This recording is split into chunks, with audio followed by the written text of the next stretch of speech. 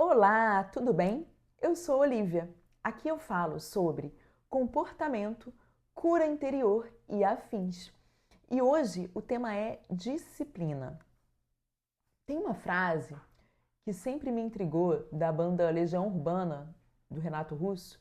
Disciplina é liberdade.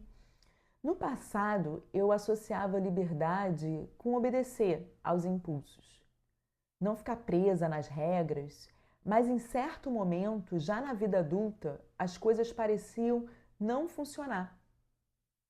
Tudo estava fora do controle. Eu me sentia presa e escrava das minhas próprias escolhas indisciplinadas. Se eu quisesse melhorar em algum aspecto, em algum sentido da minha vida, eu teria que desenvolver disciplina. Quando eu percebi que definir limites claros e ter disciplina eram necessários até para a regulação das minhas emoções. Quando eu percebi isso, eu comecei a mudar meus hábitos. Não foi fácil. Eu tinha que entender que para eu ser disciplinada, era necessário eu abrir mão de prazeres imediatos. Tem a ver com ordem, não aquela ordem repressora, mas uma ordem construtiva, que traz o quê? Comprometimento. Eu percebi que eu precisava de disciplina para ser livre. No latim, a palavra disciplina significa ensino. Lá na Grécia Antiga, os pensadores gregos tinham discípulos, que eram os seus aprendizes. No sentido pessoal, a disciplina aumenta a capacidade de aprender, de realizar. Então, quem se disciplina torna-se o mestre de si mesmo. Isso é libertador. É desenvolver a habilidade de cumprir uma tarefa, mesmo que eu não goste dessa tarefa, mesmo que não se tenha vontade. Sem disciplina, é impossível cumprir qualquer meta. Penso que é uma virtude extremamente importante. É uma qualidade que vai abrir portas e permite que se desenvolva outras qualidades. Todo mundo é capaz de desenvolver autodisciplina. Os níveis variam de uma pessoa para outra, mas todos nós podemos.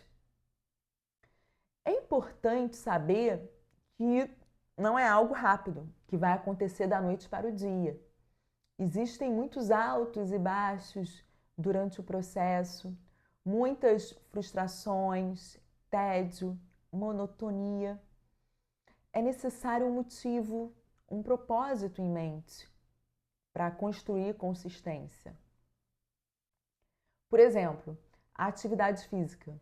Não é sempre que dá vontade de fazer, mas se tem um motivo, um propósito por trás disso, ter boa saúde, ter bem-estar, é mais fácil você repetir aquilo no dia seguinte.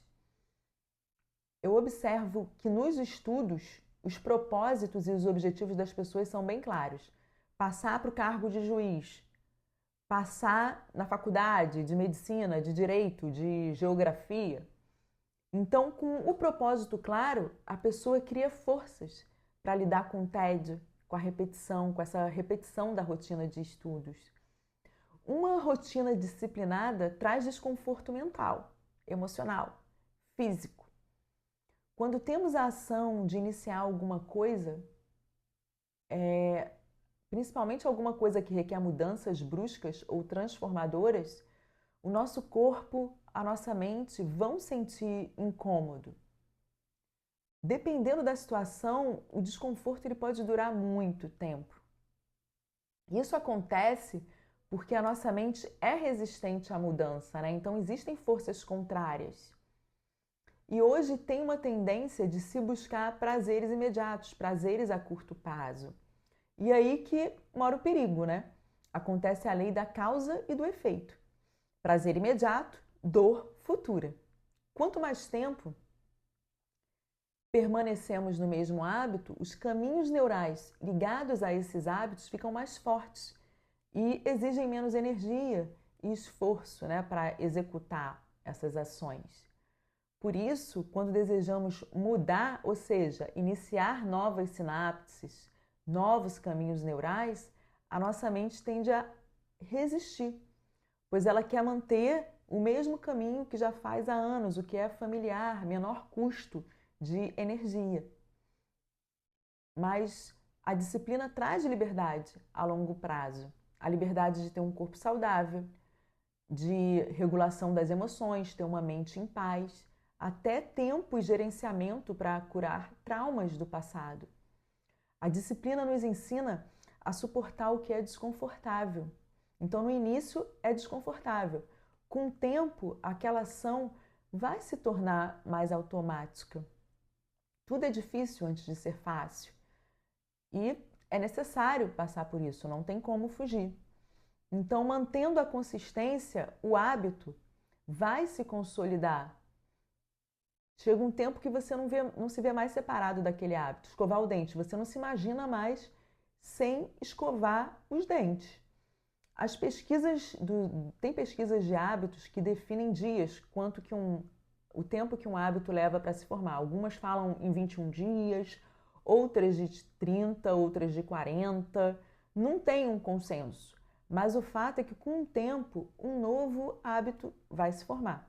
Leva tempo. Desenvolver alguns hábitos traz benefícios para várias áreas da vida. E é preciso disciplina, que é fazer mesmo sem vontade. Tem 5 ações, 5 formas que me ajudam muito a ter disciplina e a formar novos hábitos. A primeira ação são os micro-hábitos. Os micro-hábitos reduzem o esforço necessário para manter a constância.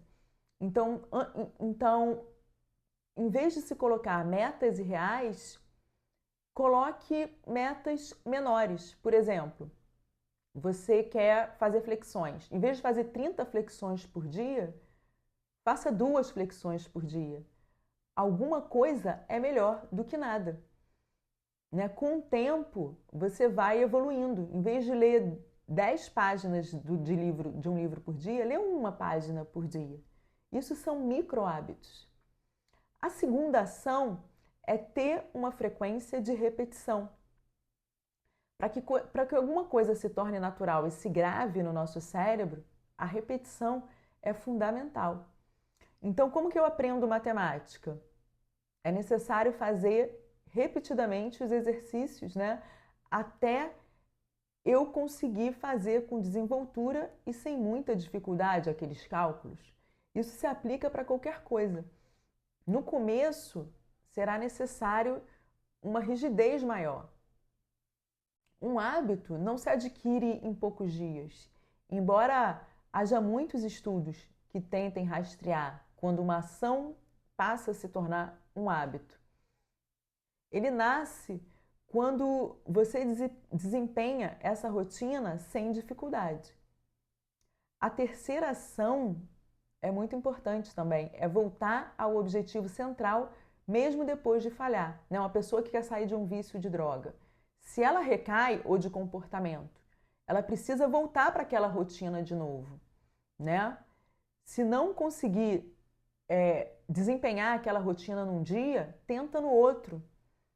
A falha não pode determinar uma desistência. Precisamos continuar tentando, voltar e fazer. A quarta ação é ter consciência e identificar os gatilhos que podem nos sabotar.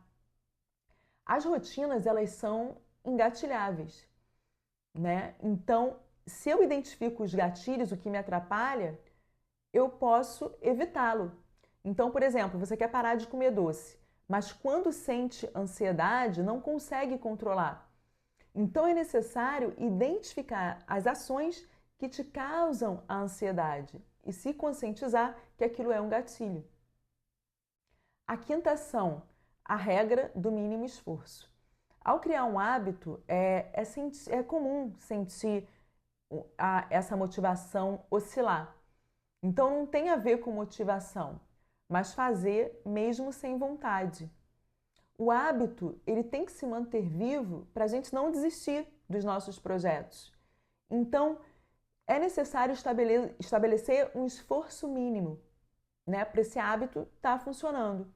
Então, de repente, você está num dia que não está com nenhuma disposição para ir para a academia, está chovendo, mas você consegue fazer uma videoaula de yoga em casa.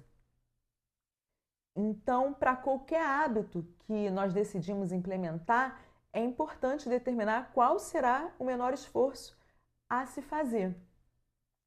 Mas é claro, o importante é focar sempre no esforço máximo. O mínimo tem que ser uma exceção.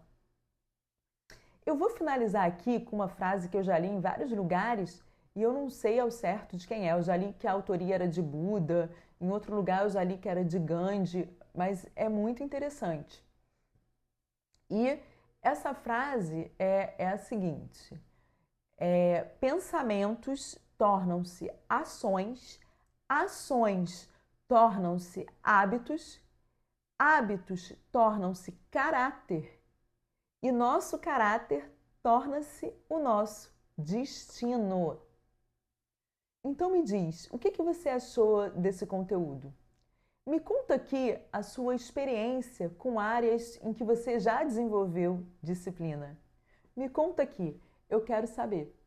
Paz no seu coração, um abraço, tchau, tchau!